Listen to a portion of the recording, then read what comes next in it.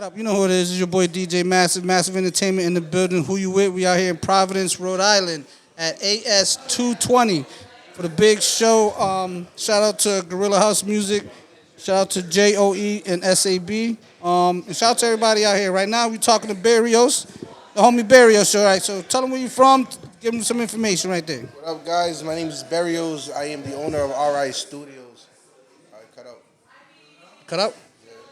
Can I hear you? Can you see? Hello, hello. No, I can hear you. I can hear you. Yep. All right, you want to start again? Yep, you good. Yep. All right, so I'm Berrios. I'm the owner of RI Studios. We're located in East Providence, Rhode Island. All right, a couple of people out here from East Providence. What's my man's name up here from EP? 44 Ron and ABB are over from that area. You know them cats? Not yet, but hopefully by the end of tonight I'll do. All right, that's what's up. So you own your own studio out there? Yes, sir. That's what's up, yo.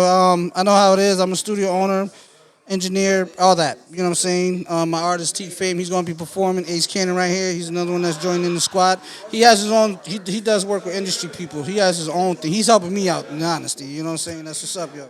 So is this your first time here at this spot? Nah, this is my third time coming here.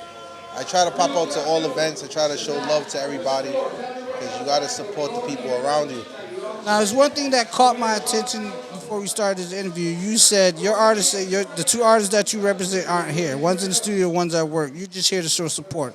Correct. Right here. Let me get some. Who you with for that? Big who you with for that? To just be out here supporting people that, even people you don't know, and just come out here for the music because you got the love for the music, you want to support, you want to see. That's what's up, yo. That is, I'm telling you, that is something that has been lacking tremendous throughout all phases of, I think, especially at this level. You know what I'm saying? Where we all at. You know what I mean? Oh, correct, So that's what's correct. up, yo. I feel like the industry right now, a lot of people's not supporting their peers, but they should be doing that. They're not. They're not Because you know what it is? They don't want to lose that money. I'm telling you. Things are getting constrained right now. CDs and all this engineering, all this digital downloads and all this stuff. So when people know that, unless you're going to be on tour, because that's where the real money's at, right? And you relying on all this digital shit, people are just relying on that, so they're going to keep it as close as possible. Gatekeepers, possibly, yes, there are plenty of those, but I think a lot of people are scared to lose their position, yo. You know what I'm saying? No, I felt that, but at the end of the day, I feel like if you help someone out and you help people around you, it's going to circle back and it's going to help you out. You will hope. A lot of times you will hope. I hope, but I think you've been around long enough, and I know I've been around long enough. It doesn't happen like that. It doesn't most always of the happen. time. It doesn't always happen, but you got to have hope. And I'm a big believer on one hand washes the other. I have met people in this industry that are doing big things and they support everyone around them. Like I'll name drop a group really quick. Headliners Entertainment out of Worcester, Massachusetts.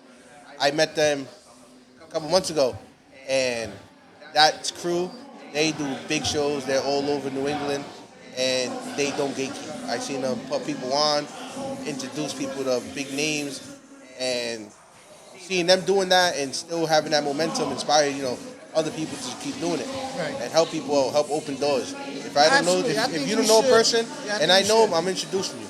Yeah, I think you should do that, and I know just from dealing with people, and I'm sure with you that you be like, damn, I put in all this work and effort on you, and this is how you're gonna treat me and act and shit. And I think that stuff like that just comes with the territory, so you start to learn how to weed out the bullshit. Oh, yeah, no, it definitely comes. It definitely comes with this role in this industry that there's gonna be people that's gonna come in, take advantage, get the knowledge, and walk away.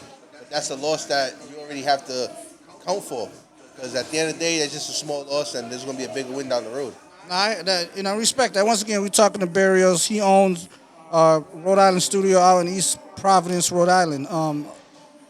What's your now? What do? You engineer, or do you just have the spot? You got other engineers coming out. What do you do? I manage the artists. I manage this location, and I focus on networking and building.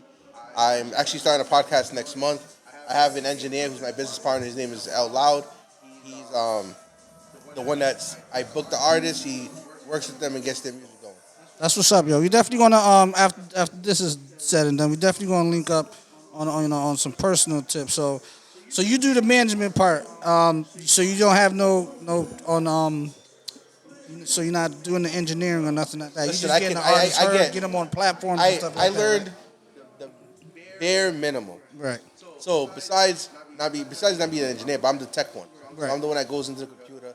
I'm the one that puts all the software. Oh yeah, that's very I'm the important, one that bro. does all that. So I had to learn the very basics. Right. So I know how to record. Right. I know how to cut it up, mix it. I'm telling you right now, you trust me to mix it, you're not going to sound But good. listen, you get half But of it. I'll Listen, do half it. of it is I'll getting the do record. it. The mix, the recording can be done. The half of it is getting the recording right. You want a good recording. The mixing you can send to a lot of different places. Correct. Or So if you like, don't have your own engineering, like me in my studio, I do a lot of the engineering. I do a lot of the recording. I do a lot of hands-on with all my artists, and because it's my studio, and you know what I'm saying, I don't want nobody really around touching my shit. But when it comes to the mixing part, I usually do have my artists in there when I'm doing the mixing, so I know what they like, what they don't like. But once I get to my artists and I know what they like, I already know what to plug in and what not to use. yeah. So what we do is our main objective. You know, there's a lot of studios that have different prices and different styles. Right. We tend to do mixing and mastering throughout the session, just so the artists can be engaged, and then it helps to be more cost efficient for people. 'Cause not everyone has money to invest in their craft. And I'll be honest, I get kind of upset when I hear artists say, "With the band lab," and I'm like, "Why are you using the band lab?" And they're like, "Oh, because I don't have the money to be able to fund my dreams."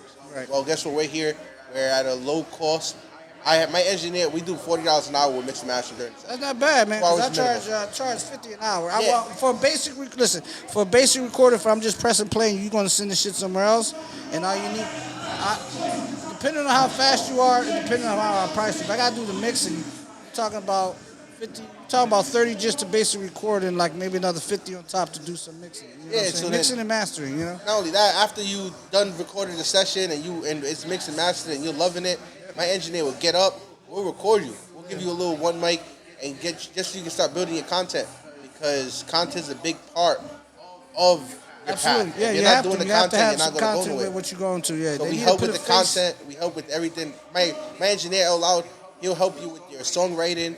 If you say a word and it doesn't flow correctly, he'll give you a recommendation. He won't tell you to change it. He'll be like, "Hey, I recommend you to say this word instead of that word," and then help you with the flow.